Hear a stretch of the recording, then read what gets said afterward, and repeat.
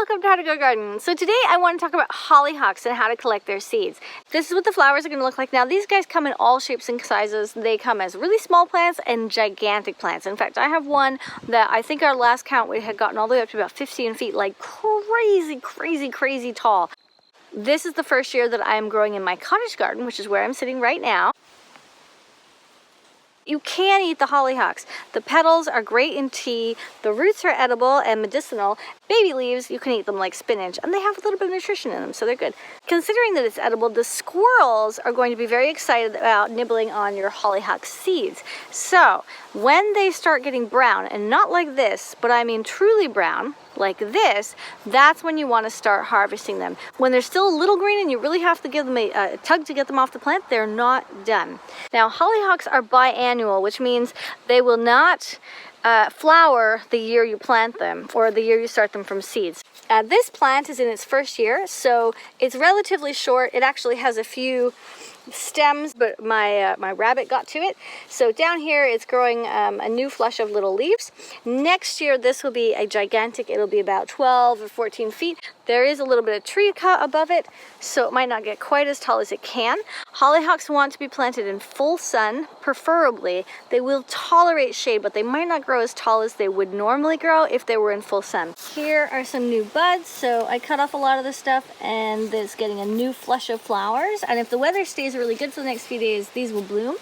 And of course these will continue to bloom as well.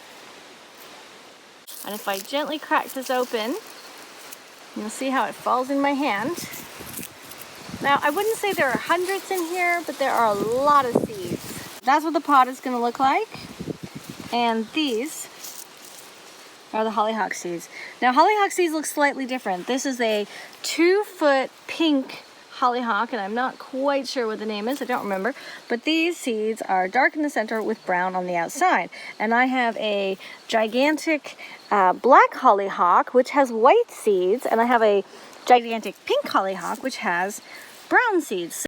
So what I want to do where I have my hollyhocks now is just sprinkle the little seeds here. I can sprinkle them pretty tight because I know that in spring I will come back and I will dig out any hollyhocks that come up and I'll move them around, and I'll have all of next year to do that. Once I've taken all of the seeds off of this hollyhock, and there are lots, so I'll have to work on that, and I can see that the plant isn't producing anything else, I'll cut the hollyhock really low to the ground, and that will help with the possibility of the plant coming back next year. It is not an absolute, it's not definite that it will come back, but if you cut it, it's more likely that the plant will start again and come back. Peonies is another one of those plants that you're going to want to cut back. Cut it right down to the bottom, and you'll have a much better flush in the next year. So I hope that helped. Hollyhocks are really simple, and they're so beautiful. They come in all kinds of colors. Some are variegated, some aren't. Reds, blacks, pinks. Not so much in the blues, but you can definitely get purples. I hope you enjoyed this and found this interesting in some way. I am Scarlett. Welcome to my garden, and I will see you in the next episode. Toodaloo, guys. Bella, what's wrong?